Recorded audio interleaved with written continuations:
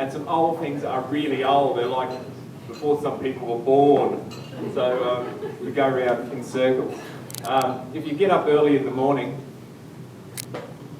you see the extraordinary things, and sometimes you become that extraordinary person yourself. I'm talking about people that visit the service stations very early on. You know, you see them at 5 o'clock on Sunday morning and you know they haven't been home and they're just on their way home.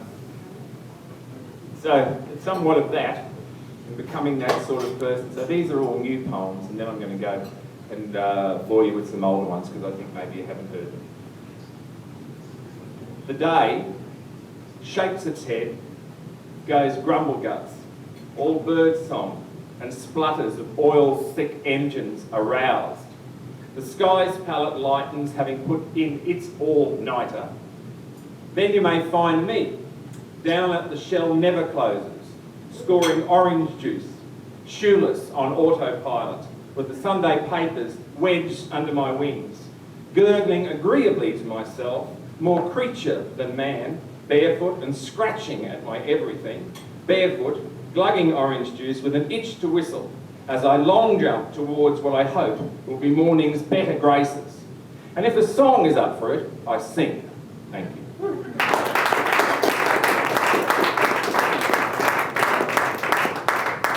I have the privilege of being a volunteer on a radio station for elderly people. And, you know, it came out of that guy Sachs, who wrote the book about the guy whose wife thought she was a hat, and Awakenings. And a lot of my work is about characters, and particularly people who are even older than me, and you know, like in their 70s, things like that. This is called The Best Tide, and it's based on a true story. It's got a little musical thing in it, sort of little rhythm. Like a toiler beneath the searing sun, I get knocked about and I go on.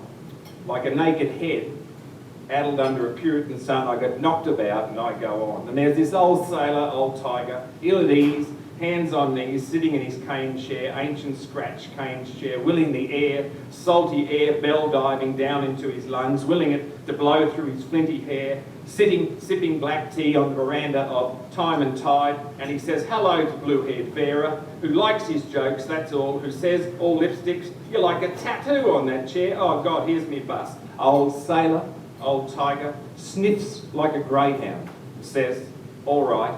Old sailor, old mariner, reading tides, nodding off, adds yeah, to make it clear, to blue-haired Vera, who just likes his jokes, that's all. Vera with the blue hair, and you don't see women like that, with that shade of blue, round here. Vera, who shares his jokes like kids share joints, says he's a good character, he's a good bloke, who daily goes in and out like the tide, who crackles like a valve radio.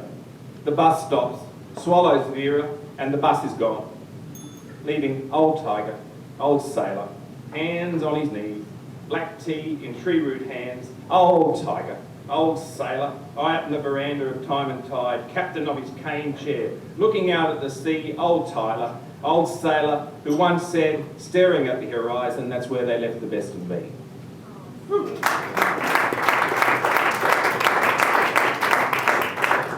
The other thing that's carried me through the years of looking for subjects has been heroic figures. And one of my heroic figures was the Phantom when I was growing up, and I spent about 4 weeks waiting for a rubber phantom ring that actually turned up. And the second one is Ram Chandra, and this is Ram Chandra, who's the chap who is the Snake Man from Mackay, for those of you that don't know him. And he was bitten 23 times. And the extraordinary story is that the very venene that Ram Chandra took from a taipan, that he actually grabbed the taipan, right, got the venene, put it in, sent it down to the CSIRO, they crystallised it, right, sent it out to all of the hospitals around the joint. Ram Chandra's doing a demonstration, guess what bites him? The taipan, that one. So the very ampules that he got out saved his life. So it's quite an extraordinary story. They are enormous as the Phantom's skull cave is enormous, these childhood heroes who bash back the dull years for us. I conjure Ram Chandra, turban tropical snake show, sideshow scientist, taipan man, mystically, artfully, milking anti-venene, circumnavigating our land's incredulity, then arriving, safe as milk, at the CSIRO down in the big smoke in Canberra, then shanghaied back up north, up one day to save Ram's own life. Was it the 23rd bite? This is a photo line only destiny or Ram could contrive, and Ram survives. There must always be a Ram Chandra. So roll up, make way for our shamans, our Del Hunties, our skinny phantom swaggies, our shimmerers on 100 tracks, moonlit by a mad min light out of Boulia. A voice mutters, strike me lucky, like old Chips Rabbit, he might say it, or that young dingo Errol from Tassie, that young womaniser, like 1,000 women who never knew air conditioning, and one may think around that min light, but they are just flesh and myth and blarney sap and patted down and just a breath away, like every ghost should be.